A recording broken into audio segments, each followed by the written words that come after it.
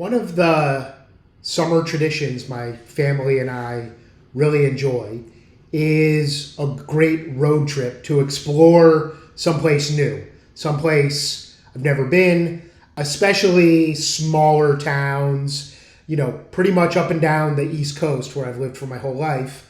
I've seen many of the small towns and college towns, but I'm always looking to explore new ones. And this summer, we had a great opportunity to go visit some dear friends on Cape Cod, Massachusetts for a day.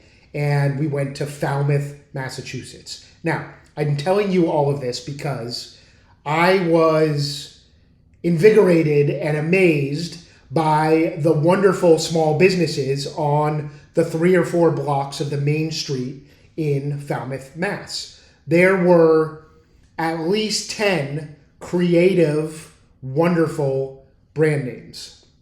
And of course, I made the family stop and let me take pictures of them. And in fact, I sent them off to go down to the beach before me so I could keep taking pictures and walking around the small town. Because if you listen to some of the chatter online and academics and other places, some people argue that we're running out of trademarks or that it's really hard to find a creative, bold, outstanding brand name.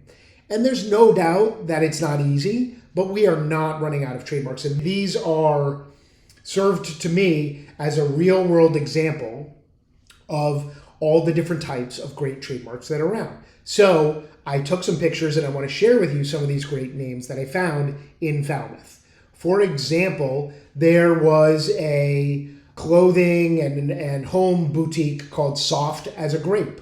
I'm not even sure what that phrase means, but I've certainly never heard of another business using that phrase, and it caught my attention. There was a local shop with beach and fishing and clothing type apparel called Keep It Reel, Reel, playing off the fishing of being on the ocean, and their logo was a spinning reel from a fishing rod. Wonderful play on words, unique name. Touche was the name of a sort of whimsical shop.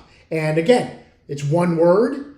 It exists and is out there and is not uncommon, but to use it as a store name, it grabs your attention. It's not immediately descriptive of what they sell, and it's bold, and I thought it was a great name. Another clothing store was called Fat Face. I don't know what the inspiration for this was or what the meaning to them is, but that stood out as a creative name for me.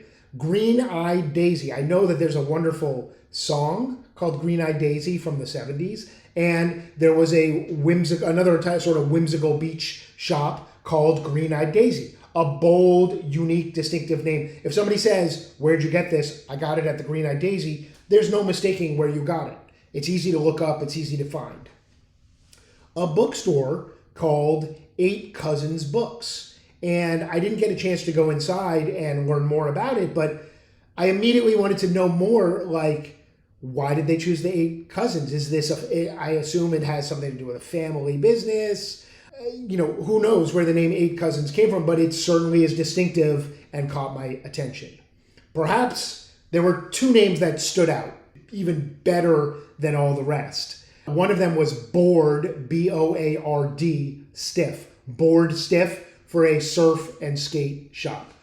Play on words, creative, playful, wonderful name.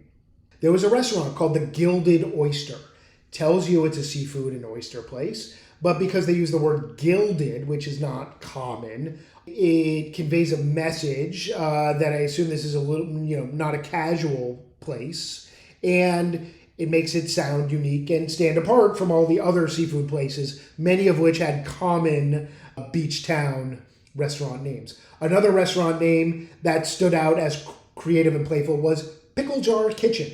Pickle Jar Kitchen. That just sounded like a fun place. I want to check it out. Their logo had a jar with a pickle and a pickled carrot in it. And you can see that. And finally, what I thought was the second name that really, really stood above the others, the Salty Florist. This really got me wondering, Salty because you're right on the ocean, the salty beach water. But Salty, like, is the owner proprietor of this shop like a character who's a little rough around the edges and salty? I'm certainly imagining that they are, and that it's a play on words and a double entendre. And I think it's a great name. Again, all of these names, creative, stand out, distinctive, make people, certainly me, want to learn more about the business, want to go in, check them out, and are memorable. And when you're building a brand, you want to be memorable. To be memorable, you want to be bold.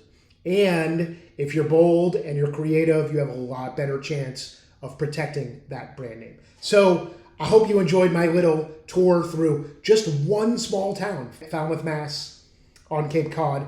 And it inspired me that trademarks are alive. There are plenty of great trademarks still out there yet to be discovered. If you need assistance protecting or finding a great brand name for your small business on Main Street of some town in America, look me up, find me. If you have other towns that have great examples of a whole plethora of great trademarks, let me know in the comments. I'd love to learn more about those towns and their great businesses too.